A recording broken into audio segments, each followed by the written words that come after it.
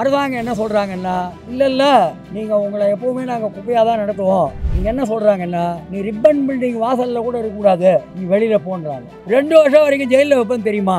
August 15 நிரந்தரம் என்பது இல்லாமல் சுதந்திரம் என்பது இல்லையே. தமிழ்நாடு முதலமைச்சரை கேட்டுக்கொள்கிறேன், ஆகஸ்ட் 15 அன்று சிறையில் தான் வைக்கப் போகிறீர்களா? இவர்கள் மீது கை வைப்பதுதான் திராவிட மாடலா? 1/8/2025 ரிப்பன் பில்டிங் வாயிலில் எங்கள் வேலையை காப்பாற்றணும்னு போராடிட்டு இருக்கிற 2000 குடும்பங்கள், அதை நடத்துகிற தொழிலாளிங்க, அவங்க நியாயம் கேட்டு உட்காந்துட்ருக்காங்க. நேற்று மாநகராட்சி ஆணையர் குமரகுருபரன், சென்னையினுடைய சக்தி வாய்ந்த அமைச்சர் சேகர் பாபு, அமைச்சர் KN நேரு, மேயர் பிரியா மகேஷ்குமார் அமைதி பேச்சுவார்த்தை எங்களோட நடத்தினாங்க. நாங்கள் ஒரு விஷயத்தை முன் வச்சோம். எங்களுக்கு மக்கள் மேலே அக்கறை இருக்கு. புயல் வெள்ளம் வந்த போதும், கொரோனா வந்த போதும் நாங்கள் தான் இந்த மக்களுக்காக நின்றோம். அடித்தட்டு மக்கள், அருந்ததியர், ஆதி திராவிடர், அனைத்து சாதி ஏழைகள், பெண்கள், நாங்கள் தான் இந்த மக்கள் பக்கம் நின்றோம். இப்போவும் நாங்கள் மக்கள் பக்கம் நிற்க விரும்புகிறோம். வெள்ளிக்கிழமை, சனிக்கிழமை 5வது மண்டலத்துலேருந்து 6வது மண்டலத்துலேருந்து 500 பேர் அனுப்புகிறோம். தேங்கி இருக்கிற குப்பையெல்லாம் அவங்க எடுத்துகிட்டு வாங்கன்றோம். நாங்கள் அப்படி சொன்னோம். அரசாங்க என்ன சொல்கிறாங்கன்னா, இல்லை நீங்கள் உங்களை எப்போவுமே நாங்கள் குப்பையாக தான் நடத்துவோம். நீங்கள் என்ன சொல்கிறாங்கன்னா, நீ ரிப்பன் பில்டிங் வாசலில் கூட இருக்கக்கூடாது, நீ வெளியில் போன்றாங்க. நீங்கள் யோசிச்சு பார்க்கணும், யாருக்கு ஜனங்க மேலே அக்கறைன்னு. இவ்வளோ நாளாக வெளியில் நிற்கிறாங்க. வெளியில் நிற்கிறவங்க சொல்கிறாங்க, எனக்கு சம்பளமே வேணாம், நான் இருக்கிற குப்பையெல்லாம் அகத்துறேன்றாங்க. அவங்க என்ன சொல்கிறாங்க, ரிப்பன் பில்டிங் வாசலில் நீ இருக்காத, இது மாநகராட்சியோட அலுவலகம், இங்கே நீ இருக்கக்கூடாதுன்றாங்க. யாருக்கும் எந்த பாதிப்பும் இல்லை. ஆனால் 41 மீறிட்ட, உன்னை நாடு கடத்திடுவேன், இருக்கிற இடத்த விட்டு கடத்திடுவேன், 2 வருஷம் வரைக்கும் ஜெயிலில் வைப்பேன்னு தெரியுமா அப்படின்றாங்க. இந்த தொழிலாளிலாம் ஒரு முழக்கம் வைக்கிறாங்க. ஆகஸ்ட் 15 வருது. அவங்க என்ன சொன்னாங்கன்னா, நிரந்தரம் என்பது இல்லாமல் சுதந்திரம் என்பது இல்லையே அப்படின்னு முழங்கினாங்க. இப்போ என்ன சொல்கிறாங்கன்னா, உனக்கு நிரந்தரமும் கிடையாது, சுதந்திரமும் கிடையாதுன்றாங்க. ஆகஸ்ட் 15 நான் மாண்புமிகு தமிழ்நாடு முதலமைச்சரை கேட்டுக்கொள்கிறேன், நீங்கள் நல்ல ஆரோக்கியத்தோடு இருக்க வேண்டும் என்று நாங்கள் எப்போதுமே நினைக்கிறோம். மாநில உரிமைகளுக்காகவும் இந்து ராஷ்டிராவுக்கு எதிராகவும் நீங்கள் போராட வேண்டும் என்று நாங்கள் விரும்புகிறோம். ஆனால் நீங்கள் ஒன்று முடிவு செய்ய வேண்டும். இந்த 2000 குடும்பங்களை, இந்த தூய்மை பணியாளர் குடும்பங்களை இந்த ஆண்டு ஆகஸ்ட் 15 அன்று சிறையில் தான் வைக்கப் போகிறீர்களா என்ற கேள்வியை உங்களிடமே விட்டு விடுகிறோம்.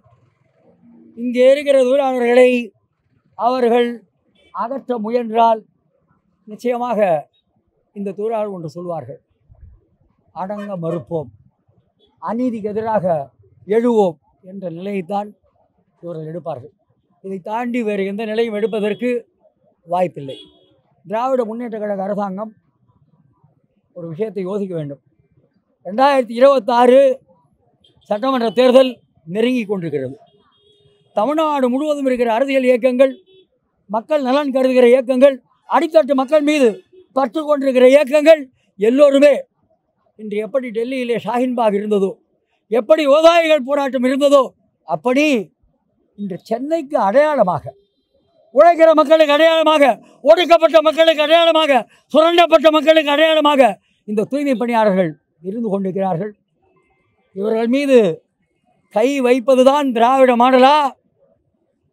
இவர்களுக்கு நிரந்தரம் வழங்க மாட்டேன், அது மட்டும் இல்லாமல் இவர்களை சிறையிலும் வைப்பேன் என்று சொல்வதுதான் சமூக நீதியா? இந்த கேள்விக்கு முதல்வர் சரியான பதில் சொல்ல வேண்டும் என்று உங்கள் மூலமாக நான் கேட்டுக்கொள்கிறேன்.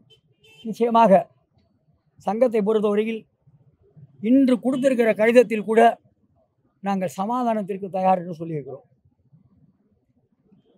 குறைந்தபட்ச சம்பளம், பாடுபட்டு பெற்ற சம்பளம், அரசியலமைப்பு சட்டத்தின் 23வது பிரிவு சொல்லுகிறது, ஃபோர்ஸ் லேபர், கட்டாய உழைப்பு, பெகார் தடை செய்யப்பட்டுள்ளது என்று உச்சநீதிமன்றம் சொல்லுகிறது. குறைந்தபட்ச சம்பளம் கொடுக்கவில்லை என்றால் அது கட்டாய உழைப்பு என்று 23 பிரிவு அம்பேத்கர் எழுதிய சட்டம், அந்த சட்டப்பிரிவு மீறப்படுவது குற்றம். இந்த குற்றத்தை தமிழ்நாடு அரசு செய்ய பார்க்கிறது, குமரகுருபரன் செய்ய பார்க்கிறார். இந்த குற்றத்திற்கு தமிழ்நாட்டு மக்கள் உங்களை குற்றவாளி கூண்டில் நிறுத்துவார்கள். இது தேவையா என்று யோசியுங்கள். ராம்கி வேண்டும் என்கிறீர்கள், இந்த மக்கள் வேண்டாம் என்கிறீர்கள். இது நல்லதல்ல. அதற்கு நீங்கள் சொல்லுகிற காரணங்கள் அநியாயமானவை. அவர்கள் வந்தால் குப்பை அள்ளுவதனுடைய தரம் உயரும். சற்று பொது அறிவு இருக்கிற எவரும் கூட இப்படி சொல்ல மாட்டார்கள். துடைப்பம் அதே துடைப்பம், வண்டி அதே வண்டி, மனிதர்கள் அதே மனிதர்கள். அப்படி இருக்கும்போது ராம்கி பெருக்கினால் மேலாக பெருக்குவான், நாங்கள் பெருக்கினால் அது சரியாக வராது என்பது மிக மிக ஆபத்தான வாதம். அது அபத்தமானது என்று சொல்லி கடந்து விட முடியாது. இப்படி சொல்லி தனியார் மையத்தை நுழைப்பது, தமிழ்நாடு முழுவதும் தனியார் மையத்தை நுழைப்பது என்ற ஒரு நடவடிக்கையில் ஈடுபடுகிறார்கள். உண்மையிலேயே குற்றம் செய்திருப்பது குமரகுருபரன். சட்டத்தில் தொழில் தீர்ப்பாயத்தின் முன்பு தனியார் மயம் நியாயமா, பணி நிரந்தர கோரிக்கை நியாயமா என்ற வழக்கு நிலுவையில் இருக்கும்போது தொழில் தகராறு சட்டம் 33(1)A பிரிவின் கீழ் எழுத்து மூல அனுமதி பெறாமல் தனியார் மயம் செய்திருக்கிற குமரகுருபரன் குற்றம் செய்துள்ளார்.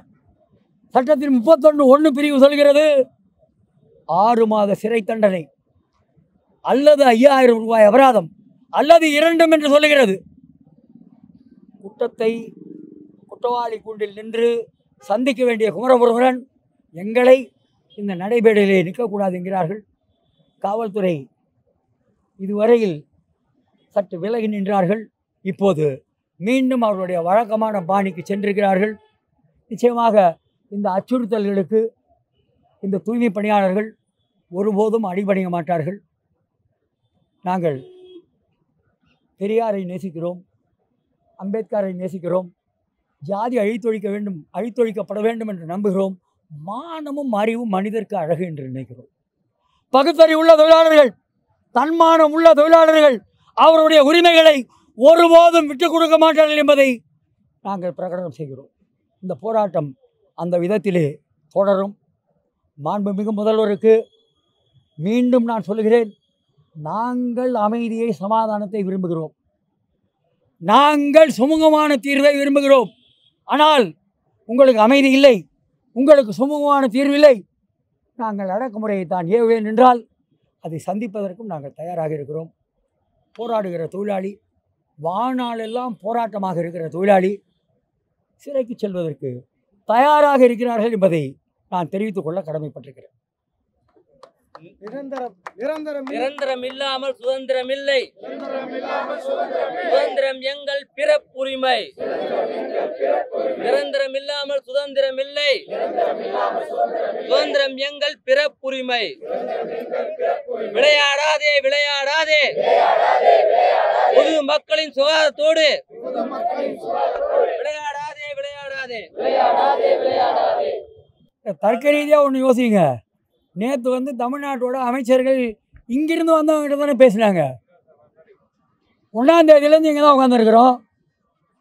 மரியாதைக்குரிய அமைச்சர் பெருமக்கள் சேகர் பாபு, நேரு எங்களை கூப்பிட்டு தானே பேசினாங்க.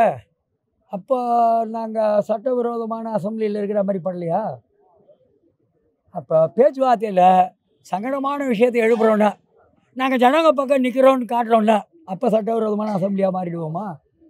இது ஆரோக்கியமானதில்லை, இது ஏமாற்று, இது மோசடி. இல்லை, இது அப்புறப்படுத்துறதுன்றது அது என்னை போன்றவங்கெல்லாம் இறை மறுப்பாளர்கள் இருந்தாலும் ஒரு விஷயத்த சொல்ல வேண்டியிருக்கு. புட்டுக்கு மண் சுமந்த சிவன் கதையை சொல்லுவாங்க. ஒரு தூய்மை பணியாளர், பெண் தொழிலாளி, ஆண் தொழிலாளி முதுகில் படுற அடி தமிழ்நாடு முழுவதும் இருக்கிற ஏழை எளிய உழைக்கும் மக்கள் முதுகில் விடுகிற அடி. அதனால் இந்த அடிக்கு இந்த தொழிலாளியும் பதில் கொடுப்பாங்க, தமிழ்நாடு முழுவதும் இருக்கிற முற்போக்கு ஜனநாயக சக்திகள் உழைக்கிற மக்களும் பதிலடி தருவார்கள். இல்லை, தமிழ்நாட்டை பொறுத்த வரைக்கும் நமக்கு ஒரு பாரம்பரியம் இருக்குது. நெற்றிக்கண் திறந்தாலும் குற்றம் குற்றமே அப்படின்னு சொல்கிறது நம்ம பாரம்பரியம். யார் செஞ்சாலும் அதை வந்து எதிர்த்து நிற்போம். அப்போது தமிழ்நாடு முழுவதும் இருக்கிற நீதியை விரும்புகிற, நியாயத்தை விரும்புகிற எல்லா சக்திகளுமே இந்த தொழிலாளி பக்கம் நிற்பாங்க. நிச்சயமாக வந்து நீலம், கருப்பு, சேப்பு எல்லாமே ஒன்றா சேர்ந்து நின்று இந்த அடக்குமுறையை எதிர்கொள்ளும். ரத்தமும் சதையும் உணர்வும் உள்ள மனிதர்கள் அநீதி இழைக்கப்படும் போது காலாகாலமாக மனிதர்கள் எதை செய்தார்களோ அதை செய்வார்கள். அவ்வளோதான் நான் சொல்ல முடியும்.